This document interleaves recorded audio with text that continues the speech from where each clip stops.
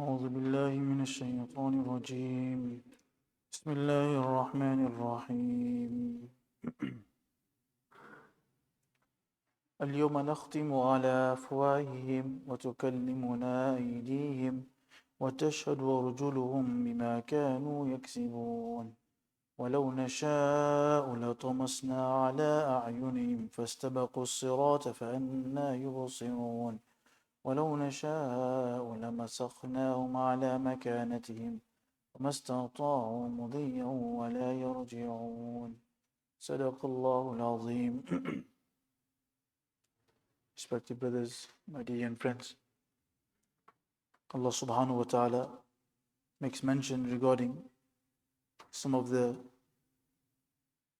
episodes and instances that will take place on the day of Qiyamah.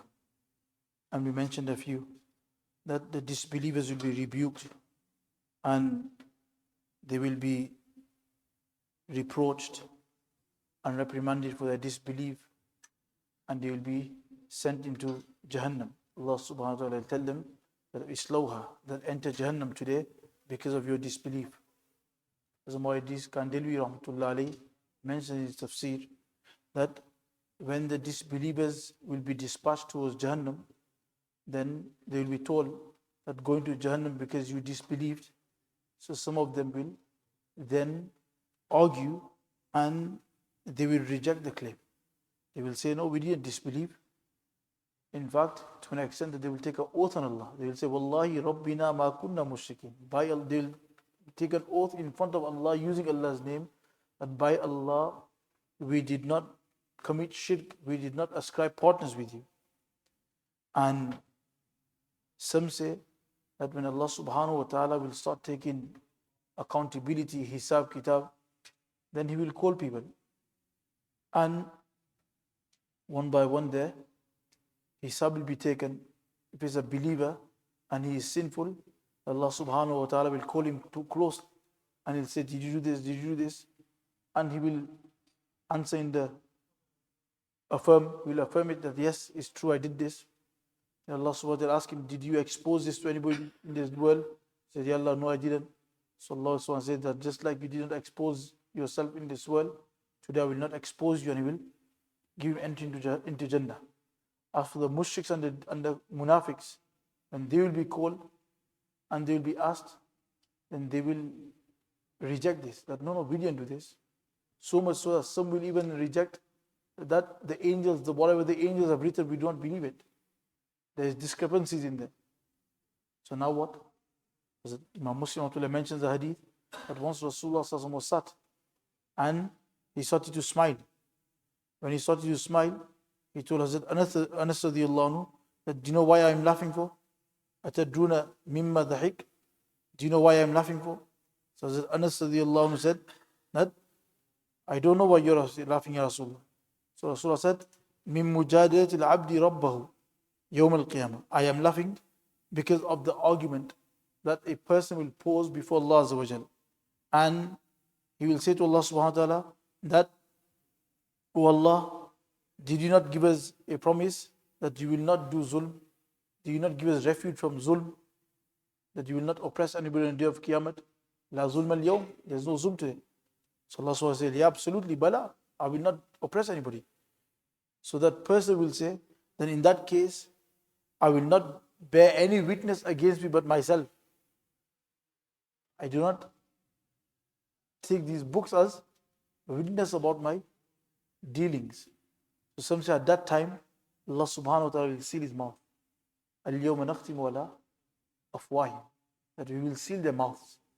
Wa tukallimuna aydihim. And their hands will speak. Wa tashhadu arjuluhum. And their feet will bear witness. Bima kanu yaksibun. In regards to what they were doing. So either when they will be dispatched towards Jahannam, or whether at the time of Hisab Kitab, or whether the person will say that I will not take any other witness besides myself. In all cases, whichever the ayat falls on, in all cases Allah subhanahu wa ta'ala will seal his mouth. He will not be able to talk. And then all of a sudden, his hands and his feet will start to talk. So much so that in another ayat of the Quran is mentioned that hatta idha ja'uha shahida alayhim sam'uhum, their ears will bear witness, wa absaruhum, their eyes will give witness, wa juluduhum, and even their skin. Allah subhanahu wa ta'ala will make and allow the skin to talk. Bima kanu ya'malun, in regards to what they were doing in this world, what shirk they did, what disbelief they did, what crimes they did, what bad deeds they did, what evil they did, the body, the whole body will speak. That's why Allah subhanahu wa ta'ala has kept CIDs all over. And the biggest CID is our own body. When we do guna, on the day of Qiyamah, our own body will speak against us. That yes, this hand did guna. That's why that number one, a person when he does a guna, he should not expose himself. He should not tell other people. And more importantly, he should do tawbah straight away. That's why ulama say that the tawbah itself is a ni'mat. If Allah subhanahu wa ta'ala grants somebody the tawfiq to do tawbah, that itself is a ni'mat. That means Allah subhanahu wa ta'ala wants to forgive him before it's too late. So a person should take that as a token and straight away do tawbah and try to prevent and protect himself from doing that sin again. So Allah subhanahu wa ta'ala says that, so now all of a sudden, his hands and his legs will start to testify that yes, he done shirk, this body done shirk, this soul done shirk. Allah subhanahu wa ta'ala says that will happen when when after this body will give witness against this person, his own legs will give witness against him, his hands will give witness against him, and what will happen? He, after Allah subhanahu wa ta'ala will restore his speech, he'll talk to himself and say, Lima shahidtum alayna? Why did you bear witness against yourself? I said this to protect you from going Jahannam, and you have just given witness against yourself. That means you all have to go Jahannam. So the body will say, Antakana Allah alladhi antaka kulla shay. Allah made us talk, the Allah that makes everything talk. So Mufassiri mentioned that number one, why will their mouth be sealed? Why will Allah seal their mouth for? Ulama mentioned, Mufassiri mentioned that the mouth will be sealed because when the hands and feet start to testify against the body, then usually what is the case of a criminal? What does he do? As soon as he sees that there is testification and there is testimony against him and there are witnesses against him, then straight away his mouth open and he starts to rebuke and he starts to taunt at them and he starts to swear. Sometimes you see in the courts that when a criminal is brought forward before the judge and witnesses come and they start giving witness against the hidden this, so what does the criminal do? He stays quiet. They stay quietly on the deck, on the dock. Now what does he do? He starts to swear. He starts to slander. He starts to taunt. So Allah subhanahu wa ta'ala will not allow the tongue to taunt. So the tongue will be sealed. And another point Mufassir mentioned in regards to sealing of the mouth is that when Allah subhanahu wa ta'ala talks about sealing of the mouth, what does he say? That Al-yawma nakhtim wa la afwahim. We will seal the mouth. Who's going to seal the mouths? Allah. So the fi'l, the action of sealing the mouth is being attributed to Allah. Allah will seal the mouth. But in regards to the limbs talking, in regards to the hands talking, and in regards to the feet giving testimony and giving witness, what does Allah subhanahu wa ta'ala say? وَتُكَلِّمُنَا أَيْدِيهِمْ. And the hands will speak to us. And the hands will speak. So the speaking is attributed to, not to Allah. The speaking is attributed to the hands. The giving the witness is attributed to the legs. So ulama mentioned that why is it that the sealing of the mouth is attributed to Allah, that Allah will seal the mouth. But the talking is not attributed that Allah will make them talk. In fact, He says the hands will talk. So the talking is attributed to the hands. Do you understand that? Do you understand what's going? That Allah subhanahu wa ta'ala attributed the sealing of the mouth to Himself, that I will seal the mouth. But in terms of talking, He's not said I will make them talk. He says that the hands will talk. So ulama mentioned that why Allah subhanahu wa ta'ala done this? They look deep into the Quran, Ajib, the things that come out, the wisdom, and how detailed Allah subhanahu wa ta'ala, how precise Allah subhanahu wa ta'ala. When you read all this, subhanallah, Allahu Akbar, what is this Quran saying? Allah subhanahu wa ta'ala, the reason why ulama mentioned is that because if it was mentioned that وَنُكَلِّمُ أَيْدِيهِمْ, that we will make the hands speak, that means Allah is forcing the hands to speak. Allah is compelling the hands to speak. And when somebody is forced to speak, when somebody is compelled to speak or give witness in the court, then according to Sharia, that witness or that confession is not accepted. It's غير معتبر. If somebody is forced, then that is not accepted. He's been forced to say it. Somebody put a gun and say it. Is that accepted? So Allah SWT says that when they will speak on their own accord, so that that witness will be counted in the court of Allah. Because if Allah would make them talk, then it is as though they have been forced to talk. But when somebody is forced to talk, then that witness, that confession is not counted. So then that won't be counted. That's why Allah SWT says that we will seal their mouth, but they will speak on their own accord. They will confess on their own accord. And then ulama go on to mention a few other things that Mufassir mentioned, that when you look at the ayat, Allah SWT says, وَتُكَلِّمُنَا أَيْدِيهِمْ, and the hands will speak. وَتُكَلِّمُنَا أَيْدِيهِمْ, and the hands will speak to us.